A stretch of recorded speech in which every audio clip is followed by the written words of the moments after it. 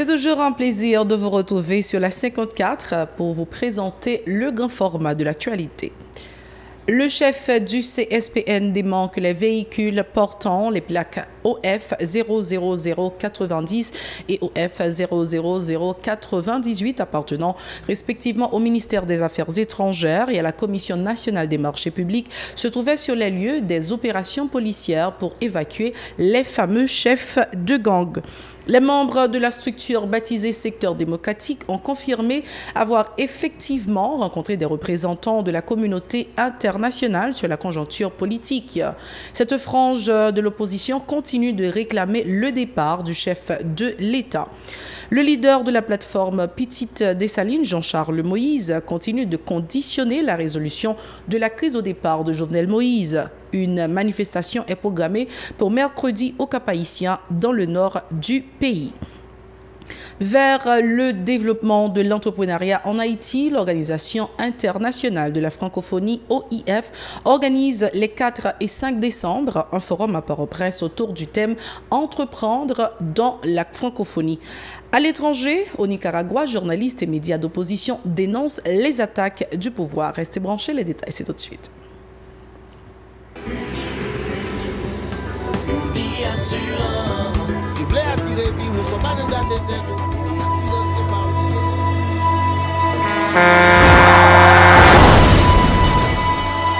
En général, moun pa reme prend assurance.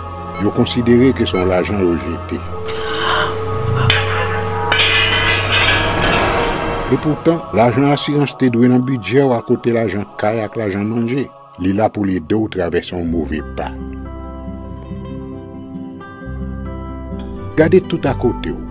Ou ouais comment gros problème qu'on entre sur monde sans attendre. Mandez Dieu pardon, ça qu'arrive au tout. Une assurance dit ou précaution pas capon. Les mal arrivés, les faux amis flair saison a fait comme si on pas de jambe connaît. Une assurance après rétaver au pour le dire continuer vivre la vie quitter ce course là nan men nous. Uni Assurance. Vivez en toute assurance.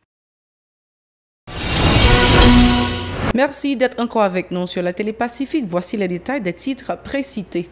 Le Conseil supérieur de la police nationale a été invité mardi au Sénat de la République autour de la situation sécuritaire du pays. Le Premier ministre Jean-Henri Séan, le ministre de la Justice et le directeur général de la PNH ont pris part à cette séance. À l'occasion, le président du Sénat a une fois de plus indiqué qu'un véhicule circulant avec une plaque d'immatriculation officielle qui avait évacué du village de Dieu le fameux chef de gang Arnel. Ce même véhicule a été remarqué sur les lieux des opérations policières, notamment à La Saline et à Martissan, selon Joseph Lambert, qui a exigé du directeur général de la PNH la publication du numéro de cette plaque et le nom du propriétaire de ce véhicule. De son côté, le DG de l'institution policière a indiqué qu'il est dans l'impossibilité de faire de telles déclarations en raison de la confusion qui entoure les informations qui lui ont été rapportées sur ce dossier. Le chef du CSPN, Jean-Henri Séan, a fait savoir que, suivant les informations dont il disposait, 2 véhicules portant les plaques OF 00090 et OF 00098 appartenant respectivement au ministère des Affaires étrangères et à la Commission nationale des marchés publics lui ont été signalés. Ce qui était faux, a rétorqué le Premier ministre, indiquant avoir pu confirmer que ces véhicules étaient sous le contrôle des institutions subventionnées. La Commission nationale des marchés publics, CNMP, a formellement démenti les informations selon lesquelles un véhicule de marque Toyota Prado, de couleur noire, immatriculé OF 00098, serait intervenu en vue d'évacuer un chef de gang au cours d'une opération policière ce week-end. La CNMP souligne que ce véhicule, qui lui appartient, est resté garé durant tout le week-end chez la personne à qui il est affecté, selon une note en date du 3 décembre. Autre actualité, le leader de la plateforme Petite Dessalines, Jean-Charles Moïse, continue de conditionner la résolution de la crise au départ de Jovenel Moïse. Dans cette optique, l'ex-sénateur annonce pour le 5 décembre l'organisation d'une manifestation au Cap-Haïtien. Jean-Charles Moïse au micro de Mario Sylvain et David Mercieuse. Jovenel Moïse, nous voulons rassurer, sommeil ou te gagnant, les bouts. Pas bien dormir encore pour Jovenel Moïse jusqu'à ce qu'elle quitte le pouvoir peuple haïtien. C'est une option ça. Nous disons tout le monde qui suit nous là depuis demain matin. Dans le Cap haïtien, il y a une grosse manifestation qui peut commencer dans le point Samarie. Il y a tout différentes mobilisations dans la capitale. Nous demandons à tous les militants, porter bourré, tout le monde classe moyenne, chauffeur taxi moto, petit machin, pour porter bourré dans une grosse mobilisation dans la capitale. Nous tous connaissons 9 décembre, c'est journée internationale contre la corruption. Dans l'occasion ça, nous allons organiser une grosse manifestation, gros lever campé, encourager mouvement fait pour départ Jovenel Moïse en dedans pays. Une vingtaine d'organisations sociopolitiques se sont jointes à la plateforme Petite Dessalines dans le cadre de leur lutte contre le régime au pouvoir. Josué Mérilien, qui s'exprimait au nom de ces organisations, plaide en faveur de l'unité au sein de l'opposition pour faciliter la réussite de leur mouvement. Josué Mérilien. Nous dit, tout le monde en général, jeudi 4 décembre, c'est le relancement officiel, mobilisation pour que le peuple là capable de prendre destin en main, river, chavier ça là. Nous-mêmes, partis politiques, organisations populaires, syndicats, qui dans la bataille contre le système des sous nous avons chapeau nous bien bas devant la combativité peuple haïtien dans le pays qui, comme la diaspora, qui a goumé pour chercher ça. Je nous tous connaissons. Aucune partie ou bien organisation pour continuer pas qu'à mener bataille au système si là. C'est pour ça que nous mettons tête nous ensemble pour nous relancer la mobilisation. Espace ça était l'ouvrir pour toute organisation, le groupe d'organisation, parti politique qui sous tout le pouvoir qui va sous bluff et qui ne peut pas côté là. Ça nous dit aujourd'hui, l'heure est à l'unité au niveau des positions pour nous river, chavirer ça. Et nous gagnons un impératif. Pour ne pas parler au langage ancien, un impératif catégorique pour mettre tout ensemble. Ça veut dire que nous ne sommes pas capables de mettre tout ensemble si nous voulons libérer le pays des systèmes qui sont là. Si nous voulons le peuple là, râler au souffle, nous devons mettre tout ensemble. C'est pour ça, aucune organisation, aucune parti politique, aucune organisation ne va permettre de ne pas rentrer dans la logique. Mais ici là. Les membres de la structure baptisée Secteur démocratique ont confirmé avoir respectivement rencontré des représentants de la communauté internationale sur la conjoncture politique. Selon Michel André, cette frange de l'opposition est toujours restée accrochée à sa position relative au départ du président Jovenel Moïse pour solutionner la crise. Écoutons-le au micro de Mario Sylvain et David Mercieuse. Secteur démocratique l'a voulu présenter un résumé de toute rencontre que nous faisons, que ce soit avec la communauté internationale, les diplomates étrangers accrédités en Haïti, et également avec le secteur privé des affaires, notamment le Forum économique. Il y a plusieurs délégations secteur démocratique là qui rencontrent le secteur privé. Nous rencontrons tout le monde. Nous rencontrons les diplomates étrangers. Nous exposons nos positions. Et nous disons très clairement que la position du secteur démocratique et populaire est claire. La solution à cette crise politique, il passe d'abord et avant tout par la démission de Jovenel Moïse.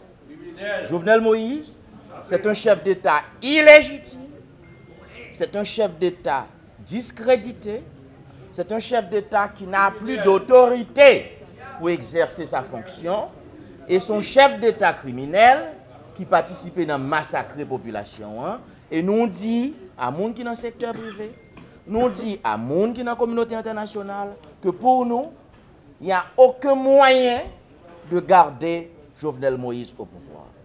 Et que la présence de Jovenel Moïse va plonger le pays dans le chaos le plus total, dans l'instabilité la plus totale. Et c'est cette position que nous défendons devant tout le monde que nous rencontrons. De son côté, Schiller Louis-d'Or annonce la tenue de manifestations dans la capitale les 9 et 10 décembre prochains pour dénoncer les pratiques de corruption dans le pays. Les membres du directoire de famille Lavalas envisagent de gagner les rues le 16. Schiller Louis-d'Or. Le 10 décembre, nous avons fait une exposition photo dans la saline. Nous avons invité tout le monde au niveau national et international. Nous avons des artistes engagés. Nous avons fait une journée de solidarité avec la saline. Quand nous allons mettre des photos, tout le monde est violé. tout le monde a assassiné. N'a même monté photo cochon yo qui fin gras parce que yo mangé quand même moun yo. N'a montré yo, n'a mis photo yo tout pour nous montrer. N'a montré cochon ça yo avant massacre la saline qui grosseur yo et nous pas montrer grosseur yo qu'on y a là on fin manger peuple là et puis Jovenel Moïse a gardé nous dans jeu, il pas dit rien. Nous pral des artistes qui viennent jouer, qui sorti tout partout. Et là nous fin faire ça le 10, le 16 décembre, le 16 décembre, c'est Maman Pemba. Et n'a dit, 16 décembre, n'a avons un message clair à Jovenel. N'a dit Jovenel, nous ouais international à Kembel, nous ouais secteur privé à Kembel. Mais n'a dit secteur privé à nan Kembel Jovenel, nous t'a souhaité que le pas exiger peuple là qui gagne un gilet blanc, changer gilet blanc en gilet jaune. Nous t'a souhaité que le secteur privé n'a pas forcé le peuple là, changer gilet blanc qui soulier en gilet jaune. Haïti Culture, l'Organisation internationale de la francophonie, OIF, organise les 4 et 5 décembre un forum à Port-au-Prince sur l'entrepreneuriat au profit de 200 participants issus des 10 départements géographiques du pays autour du thème « Entreprendre dans la francophonie ». Une activité destinée à favoriser les échanges entre les entrepreneurs haïtiens et ceux de la région caribéenne, selon le directeur du bureau régional de l'OIF, Emmanuel V. Adjovi. Il est au micro de Jean-Maxon Dorsey. Eric Garnoël. Ce forum va durer 2 jours, donc les 4 et 5. Et le but de ce forum, c'est de travailler non pas simplement sur la formation en entrepreneuriat, mais d'insister sur l'amélioration de l'environnement entrepreneurial dans la région des Caraïbes et en même temps de favoriser les échanges de bonnes pratiques et le réseautage des entrepreneurs dans la région. Et ce forum regroupe les acteurs de l'entrepreneuriat, mais également les pouvoirs publics, donc les représentants des structures d'accompagnement de l'entrepreneuriat, des acteurs du financement de l'entrepreneuriat, des acteurs de la société civile. En tout cas, c'est un forum qui regroupe tous ceux qui sont intéressés d'une manière ou d'une autre à l'entrepreneuriat. Et ce forum concerne l'ensemble de la région. Et dans le cadre de ce forum, nous avons 200 participants. Et en réalité, nous avons mis en place un site pour l'inscription des participants. Et ce site a enregistré près de 800 préinscriptions. Et nous avons été amenés à sélectionner. Et nous avons fait inviter aussi des acteurs de la Martinique et de Saint-Martin. Nous avons essayé de travailler sur l'ensemble de la région, ce qui fait que ce forum, nous l'avons organisé en Afrique de l'Ouest, nous l'avons organisé en Afrique centrale, nous l'avons organisé en Asie-Pacifique et nous l'organisons maintenant dans les Caraïbes. Donc il ne s'agit pas d'un projet pilote, mais c'est un projet qui permet de créer une dynamique de l'entrepreneuriat dans la... Par ailleurs, Emmanuel Adjovi a affirmé que cette démarche devra permettre d'identifier les difficultés liées au développement des entreprises et faciliter leur intégration au réseau francophone en vue de la création d'un meilleur espace économique. Cette déclaration. La langue de l'entrepreneuriat peut être aussi une langue de dialogue dans la région. Donc déjà, arriver à montrer que cet espace est un espace d'opportunité, et qu'il s'agit de travailler ensemble pour se saisir des opportunités d'affaires, c'est déjà la première entente. Donc il faut que les jeunes et les femmes qui sont prioritairement concernés, que ces jeunes puissent se saisir de cela comme une opportunité. La deuxième attente, c'est de voir les barrières qui empêchent la croissance des entreprises, qui empêchent le développement des affaires dans la région. Donc, si on arrive à bien identifier ces barrières, eh bien, on va travailler ensemble pour voir comment lever ces barrières et améliorer l'environnement des affaires. Donc, c'est la deuxième attente forte.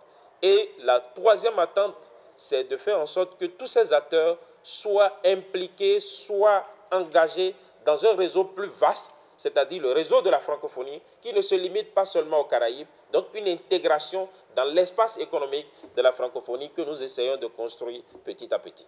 Observons une deuxième pause avant de passer au journal international. Merci de faire de la Télé Pacifique votre référence en matière d'information. Parlons maintenant de ce qui se passe à l'étranger. Au Nicaragua, particulièrement, journalistes et médias d'opposition dénoncent les attaques au pouvoir. Journalistes et médias d'opposition du Nicaragua dénoncent les arrestations, le harcèlement et les menaces du pouvoir qui se fait de plus en plus pressant pour réduire la liberté d'expression. Selon les organisations de défense des droits de l'homme et de la liberté de la presse, la présidente du Centre nicaraguayen des droits de l'homme, Zenid Vilma Núñez, a annoncé qu'elle dénoncerait mardi à Washington auprès de M.